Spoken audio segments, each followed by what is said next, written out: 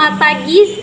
Kami dari Santo Andreas Korsini. Di sini kami akan menjelaskan mengenai apa itu literasi keuangan. Sebelumnya kami akan memperkenalkan nama kami terlebih dahulu. Perkenalkan, nama saya Natalia Pramita Avila. Saya Carolina Lina. Saya Tira. Saya Rafael. Saya Angelica. Saya Lilis. Saya Yohana. Saya Filipus. Saya Francisca Ria. Saya Mai Halsey. Saya Cristiano Pando. Saya Redina Angelina. Baiklah, sekian dari perkenalan kami. Simak videonya sampai akhir. Terima kasih. Saya akan menjelaskan tentang definisi literasi keuangan. Nah, literasi keuangan merupakan kemampuan dalam menggunakan atau mengelola keuangan secara efektif atau sederhana gitu. Seperti penganggaran, dana, dan investasi. Literasi keuangan ini juga sangat menyambung dengan fundamental seseorang sampai seterusnya. Nah, literasi keuangan merujuk pada banyak sekali keterampilan yang diperlukan saat membuat pilihan tentang apa yang dilakukan seseorang terhadap uangnya. Dan beberapa keterampilan tersebut adalah keterampilan dasar. Bagaimana seseorang ini menambah atau mengurangi keuangannya dengan memperoleh dalam belanjanya tersebut. Nah, seseorang yang tingkat melek finansialnya itu baik, mereka mengetahui bahwa pengeluaran yang mereka keluarkan tidak boleh lebih daripada pendapatan yang mereka terima. Kemudian, jika seseorang memiliki tingkat literasi keuangan yang lebih baik, mereka mengetahui ada uang yang harus disimpan dan ada yang tidak. Dan jika tingkat literasi keuangan seseorang lebih baik lagi, mereka sudah paham dengan prinsip dan konsep 80-20, di mana 80 itu dapat mereka belanjakan, yang 20% ini dapat mereka simpan untuk kebutuhan kedepannya. Baiklah, di sini saya akan menjelaskan mengenai tujuan literasi keuangan. Apa sih tujuan literasi keuangan?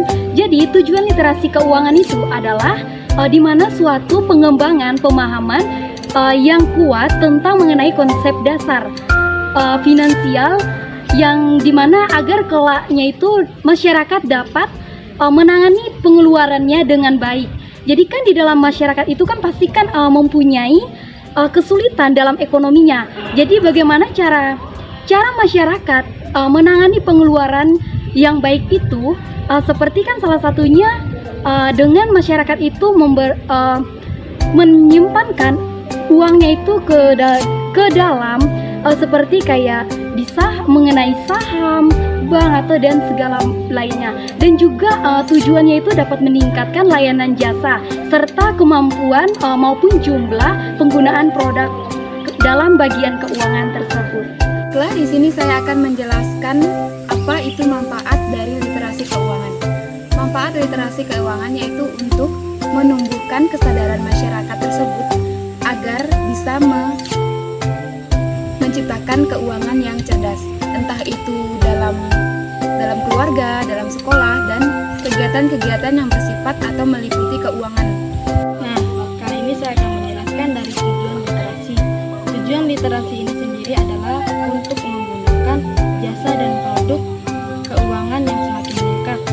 Salah satu contohnya adalah dengan menggunakan investasi. Investasi adalah salah satu bentuk mengelola dan menjaga emisi uang agar tetap stabil. Nah, jadi ketika kita menggunakan investasi, maka keuangan yang akan kita gunakan ini akan semakin baik dan semakin berkembang. Yang keempat adalah literasi finansial di sekolah. Literasi finansial di sekolah dapat dilakukan dengan menyediakan kantin koperasi sekolah, memasukkan materi tentang pengenalan uang dalam kegiatan pembelajaran, menyelenggarakan kegiatan kewirausahaan, melakukan kunjungan ke pasar, dan melakukan kunjungan ke lembaga keuangan. Tepat waktu. Membayar tagihan tepat waktu adalah salah satu contoh dalam literasi keuangan. Orang harus membayar tagihan seperti seperti listrik, air, telepon, kartu kredit untuk menghindari denda dan biaya tambahan. Sekian. Ini saya akan menjelaskan contoh literasi keuangan, yaitu menabung. Menabung adalah kita menyisihkan sebagian pendapatan kita untuk masa depan kita. Menabung membantu menciptakan cadangan uang kita. Contohnya menabung di ATM 20% dari pendapatan kita, atau melakukan investasi. Contoh yang kedua itu adalah contoh literasi keuangan bagi pelajar. Misalnya menabung lewat Simpel. Apa itu Simpel? Simpel adalah simpanan pelajar. Apabila sudah terbiasa dengan hal itu, maka sejak kecil anak akan menyadari bahwa menabung itu penting. Setiap orang mempunyai tujuan yang berbeda. Menabung menjadi bagian dari pengelolaan uang surplus untuk memenuhi tujuan tertentu. Oke, contoh yang ketiga itu adalah mengatur uang dengan baik. Bagaimana sih cara mengatur uang dengan baik?